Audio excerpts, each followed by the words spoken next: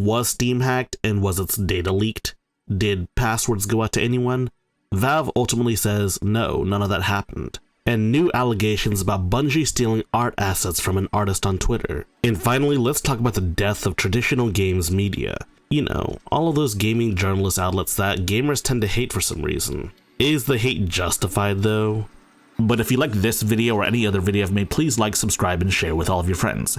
And in the meantime, why don't you check out Off the Console? It's a brand new podcast created by me, Gardner Bryant, and Games Revealed, with guest stars occasionally. And while yes, it's on YouTube, it's also available wherever podcasts can be found, like Spotify or Apple Podcasts. Check it out. So let's start with the very recent Steam breach, or at the very least a quote-unquote Steam breach, because as it turns out, Steam wasn't actually breached as per Valve themselves. It was alleged on some guy's LinkedIn page that Valve was in fact hacked, and that data brokers were selling people Steam info on the dark web. Scary stuff, that is, if it were actually true. The post alleges that data for 89 million accounts were for sale on the dark web. Valve alleges that the leak did not come from Steam, but rather some other entity that Valve must have worked with. The leaks do consist of older text messages with one-time codes, you know, codes they send to you via text message to confirm that you are who you say you are when you're logging into a new computer. Valve proudly proclaims that the leaked data did not associate phone numbers with Steam accounts, password information, payment information, or other personal data. Well, I guess it technically means your phone number is out there, but to be honest, your phone number is probably already out there anyways. While Valve says you don't have to change your password, it's a good idea to change your password anyways, because, you know, every now and then you just want to change your password so that it's a different password, so that you don't have the same password for, like, I don't know, Lord knows how long you've had your Steam account for. Because I don't believe Valve forces anyone to change their passwords ever. Yes, phone numbers are leaked, but there's no identifying information. There's no way to tell who someone is or what their Steam account is unless you kind of already know who they are or what their phone number is. But it is worth mentioning because it could one day be an issue. It could. Valve also mentions using the Steam mobile authenticator to essentially authenticate every Steam login. I mean, I personally use it and I've had no issues with it whatsoever, and in fact you do need it if you ever want to buy and sell things off of the Steam marketplace. You know, buying like CSGO knives or buying cards to trade into badges, etc, etc. Yes, I firmly believe securing your Steam account is one of the most important things you can do, especially those of you with large Steam libraries, because let's be honest, you might have thousands of dollars worth of games on your account. How do I know this? Well, I use SteamDB to figure out how much my account is worth, and let me tell you, that's a lot of money. Now we move on to talking about Bungie stealing art assets from some artists on Twitter. Here, this artist alleges that Bungie literally stole art assets for their upcoming game Marathon. As you can see here, it kinda checks out, to be honest. And it's not plagiarism, it's outright art theft. Like, they just took the art assets and turned them into textures for their games. Which is kinda crazy. That's like the one thing you won't be able to get away with. Marathon's been through its own string of curses. It's got some bad juju, to be honest. But generally speaking, one of the things gamers liked about Marathon is the art style. It gives off a sort of teenage engineering vibe. But now we have pretty substantial evidence that literal art assets were taken by Bungie and implemented into their Marathon alpha. And while art assets were stolen, there's no telling if it's possible that maybe this person's art style was plagiarized by Bungie, because, let's be honest, their art style looks very Marathon-esque.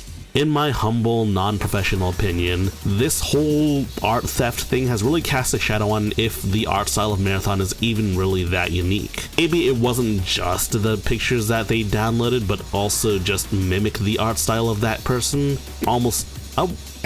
Art plagiarism is a very difficult thing to determine, and honestly, I'm not artistic enough to figure this out, so I'll leave it to the experts to find out.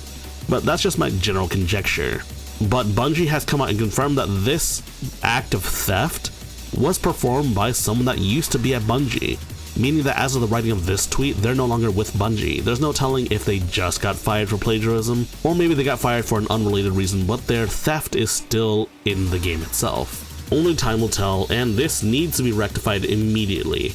Otherwise, there may be consequences down the line. And finally, let's talk about the death of traditional media. Traditional games media consists of a bunch of big players, big outlets with multiple different writers from multiple different backgrounds and multiple walks of life. Yes, different writers have different opinions and they write differently. And this seems to be news to the gaming community, despite the fact that this has been a well-known experience in the world of traditional news media. I mean, you dislike IGN because IGN gives a Call of Duty 9 out of 10s every year. I dislike them because they gave God in Hand a 3 out of 10 many years ago. But reviews tend to be written by different people every single time. Like, unless you have certifiable guys that, say for example, you have one reviewer that reviews exclusively FPSs, or one guy that exclusively reviews fighting games, or one guy that reviews puzzle games or sports games or whatever. Like, unless you have dedicated staff reviewing different types of games, it's hard to know for certain. And you gotta make sure that they know their credentials. Like, you gotta make sure that this reviewer is very well known in the fighting game community, etc, etc. I got off topic. Anyways, back to the death of games media. More and more gaming outlets have been shuttering down, with many gamers celebrating because they're supposedly untrustworthy.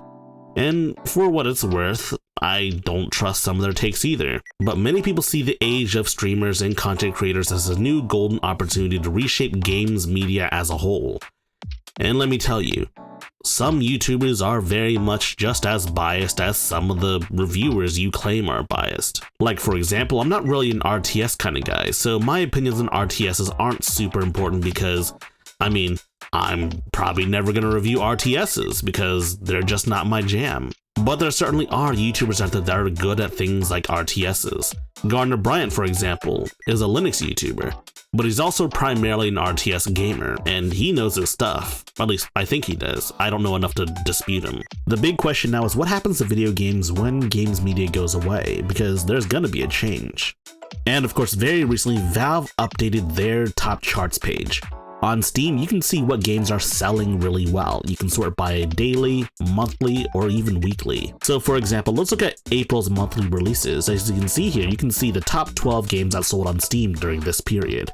And wow, a decent selection of RPGs. Pretty good, I'd say. The one indie game I can see that's really up there is Haste, and I tried the demo for the Next Fest, and I had a lot of fun with it. I should really get the game at some point, but I really have to find the time because I've been grinding out the 100-line Last Defense Academy, and let me tell you, that game is really long, like really long, especially if you want to get all of the endings. You can see which of these new releases did the best. The only real caveat is those within a specific tier are sorted randomly, and so it's not like it goes from top to bottom, at least when you look at this chart. They've also made this retroactive for every year Steam was available. So yes, you can go all the way back to November 2004 and see that yes, Half-Life 2 was the top-selling game in 2004 on Steam. Not really a fair comparison given that Half-Life 2 was like one of the only games being sold on Steam at that point. But yes, this shows that Valve has all of this data from even way back then.